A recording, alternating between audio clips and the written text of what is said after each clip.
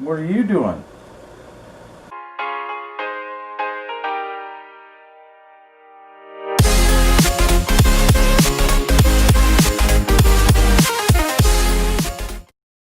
December 20th, 2020. Whole different world right now. You gotta have COVID hair. We're still trying to figure out how ice fishing is gonna work. Social or physical distancing is pretty good when you're with the people from your household in a fish hut in the middle of a lake, I think. But you gotta wear a mask. Good news is, in the winter, we've been wearing masks before COVID, and there's all kinds of things you can use for face covering. So this is my go-to, a Lucas Buff. I wear this pretty much all winter anyways. That's a face covering. We've bought these ones because we like the Blue Jays. They work. Keeps you warm too. I've been wearing these long before COVID, all winter long, and it keeps you warm. So now just put it on. Scarves, knitted scarves you can use. That's face covering. There's the fancy lady ones.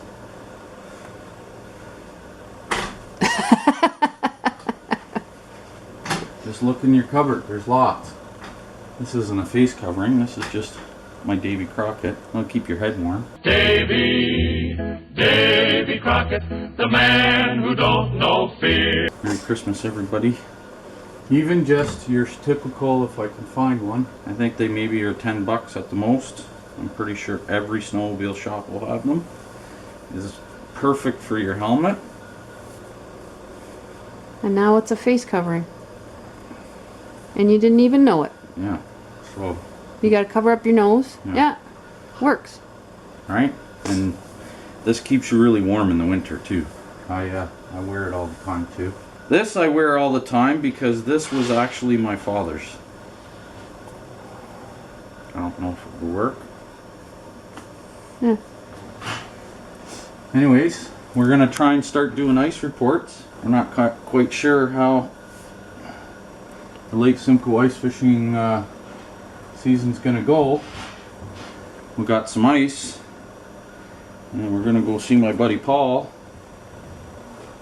and yeah, kind of figure it out as we go.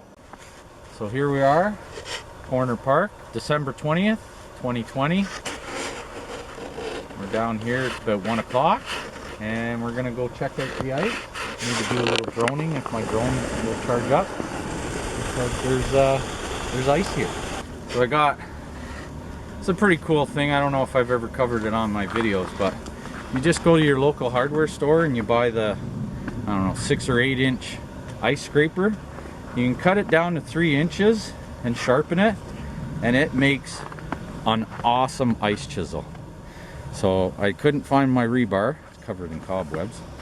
Couldn't find my rebar, so this works pretty good. Like usual, I want to emphasize on safety because it's December 20th. Apparently, I'm not sure the full story, but somebody was on a pond of some sort and they went through and drowned. So every year there's fatalities associated with ice and going out on the lake. Down here there's already snowmobile tracks out on what I would consider unsafe ice. Know before you go. Take all the precautions. I say this in a lot of videos, but I don't think I can say it enough. Like if you zoom in on this is my snowmobile suit, and it says flotation system. Get it? Yeah. So this suit that I'm wearing right now is called a flotation system. So that's just a flotation system. So for one, it doesn't work unless you have the pants and the coat together. So if you don't have both pieces, it does nothing. 2, it is not a survival suit. This will not help you survive going through the ice. If you're gonna go and there's a high chance of you going through ice that's deeper than you can swim, you need to have a proper survival suit, which would Mustang makes them. There's a whole bunch of different manufacturers. Usually they're fluorescent. They're usually one piece. This is supposed to be enjoyable. You got to practice safety, and now we got to deal with COVID, hence the mask or the face covering. I wear this all winter anyways, before COVID, but I've started wearing it even when I don't need to wear it, just to get used to wearing it. It's like wearing work boots and a hard hat at work.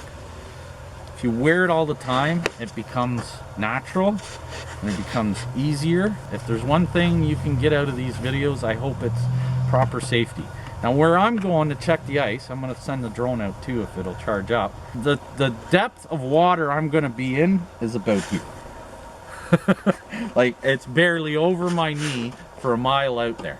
So if I went through the ice, I can walk out of it. So don't think that I'm going out in, like, anytime it's over your head, you need to take other precautions. Even in a marina, I've been through the ice in marinas on purpose.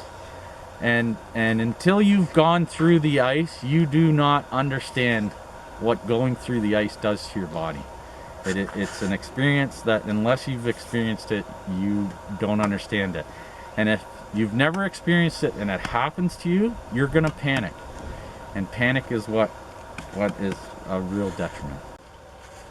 So this looks really good. If you can see out here, maybe 100 yards, there's a bunch of pack ice. So that's where it's frozen, broke up, and frozen, broke up.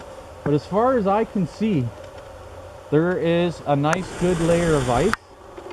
And we haven't had high winds, and it hasn't really broke up. So I'm gonna go out just past that pack ice. I've said this before, spud every step. Spud, spud, spud. If I hit the ice and this goes through in one shot, that's probably less than 1 inch of ice. You need at least 3 inches of ice to walk on.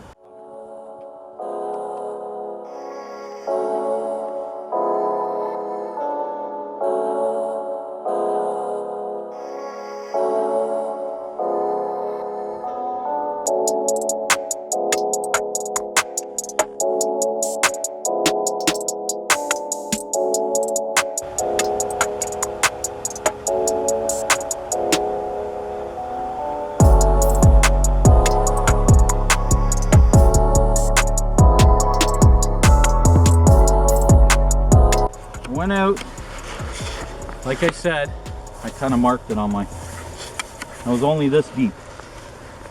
You can still get a perch there. I got my face covered. You might not be able to hear me, and unless it's minus 35, this friggin' hat's way too hot.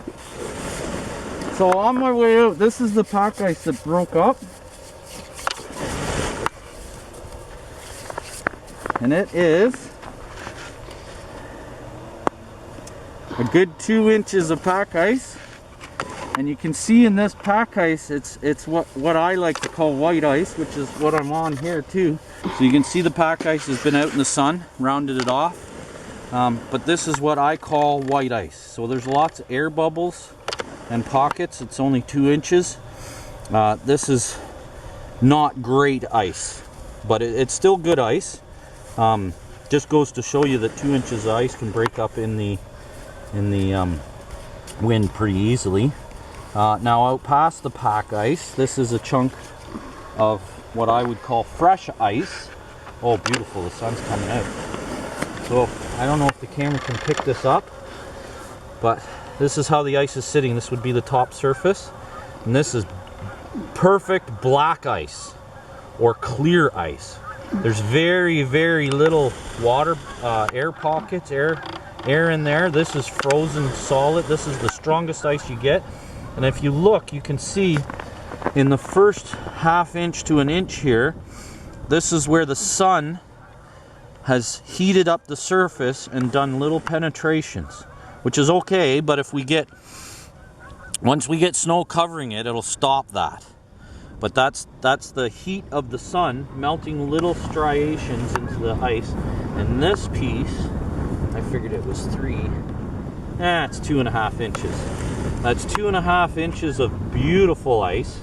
I'm really hoping we don't get a thaw now, because this is ideal. You do not get better ice than Yeah, this. and this week it's supposed to thaw or warm up Yeah, to but plus temperatures again. if we get a little bit of warmth, there'll be more of this penetration, but it's the wind. If we don't get the wind, you can see the difference in the two pieces there. If this doesn't break up and we continue to make ice, this is a very, very good sign.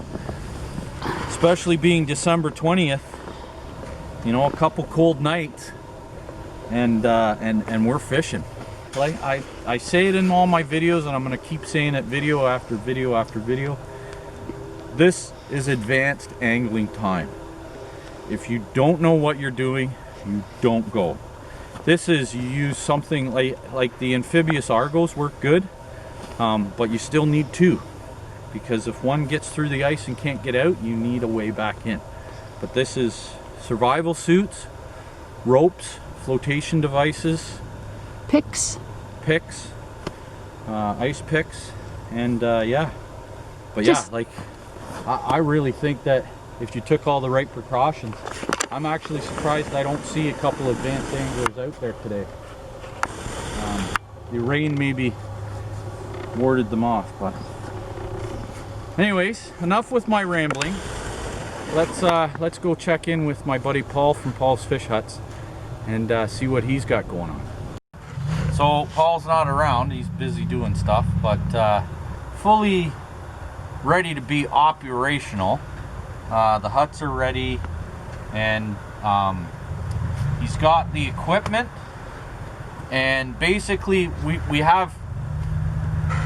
I keep saying we, but he has extra stuff too. But bottom line is he's got the 3 transporter boxes, and he has the ability to keep everybody separate to get to your individual hut.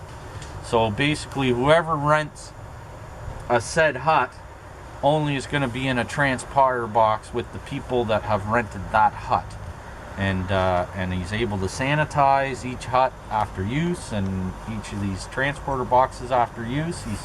He's got all those things in place, basically. And monitoring the situation as it goes. And like it's COVID-19, like it changes every day, but you know, keeping up to date on everything that is needed to be done, and fully ready, because there's ice out there making, fully ready to have a season. Has more than enough equipment to be able to have a season where everybody can be socially distanced and safe. wear a mask and safe. And you know, like you're gonna rent a hut with your family, you're only gonna have to be with your family to get to the hut.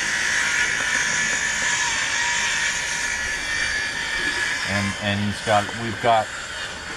got all the equipment. There's a long list of equipment that he has, and he has things, I guess you could say, in reserve, just in case there's more things needed.